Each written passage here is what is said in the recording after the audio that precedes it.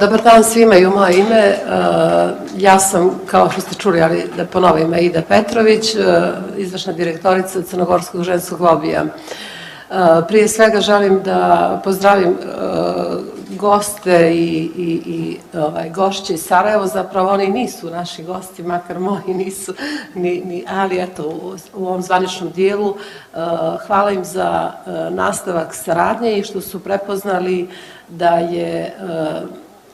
prethodni projekat zajedno u saradnji sa CRI-om i koalicijom koju čine romske i neromske organizacije imala tako dobre rezultate. Naravno da sam jako zadovoljna i ponosna na te rezultate koje smo ostvarili u prethodnom projektu i ako ne u toj mjeri, a sigurno više, očekujem mnogo bolje rezultate u nastavku ovog najavljenog projekta. Dakle, problem, kao što ste čuli iz kratkih izlaganja mojih kolega i koleginica, problem žena romske i egipćanske nacionalnosti jeste jako velik i nije nešto što će se riješiti preko noći, nije nešto što će se riješiti za par godina i nije nešto što će se riješiti bez saradnje sa institucijama. Ja to govorim iz iskustva Crnogorskog ženskog lobija i iz ličnog iskustva i saradnje sa Vladom Crne Gore, a ta saradnja traje 12 godina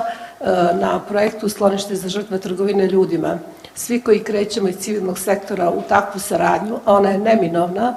jer institucije su zapravo te koje trebaju da rješavaju probleme svih onih koji su u problemu ili nisu, pa u ovom slučaju žena romske i egipćanske pripadnosti. Dakle, ta saradnja nimalo nije laka jer ženski civilni sektor nije još uvijek prepoznat u Crnoj Gori u onoj mjeri kao partnerska organizacija koja bi trebala biti, već kao neko ko neke probleme iznosi na svjetlost dana koji nisu još uvijek prepoznati od institucija sistema. U svakom slučaju takav način saradnje je neophodan jer, kako kažem, žrtve nasilja kojih ima jako puno među pripadnicama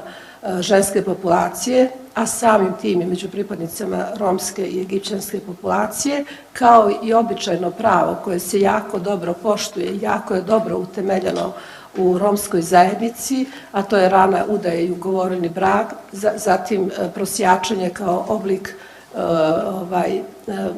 koji se treba tretirati sa sociološke, pedagoške i psihološke i drugih edukativnih oblika, mora se rješavati u institucijama sistema. Prije svega, žene u romskim zajednicama jesu neobrazovane, dakle nisu bile u situaciji da završe mnoge zapravo ni osnovnu školu, a neobrazovanje za sobom povlači i neznanje, te prema tome trebamo laganim koracima, naravno nikakvim pritiskom, nikakvim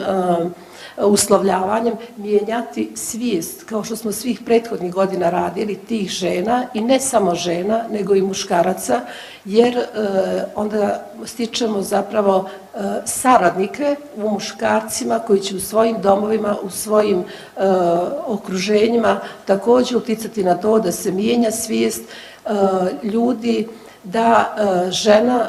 Romkinja ili Egipćanka nije jedino i samo stvorena za brak, da bude pokorna, ponizna, to vam pričam kao praktičarka, i da bude osoba koja će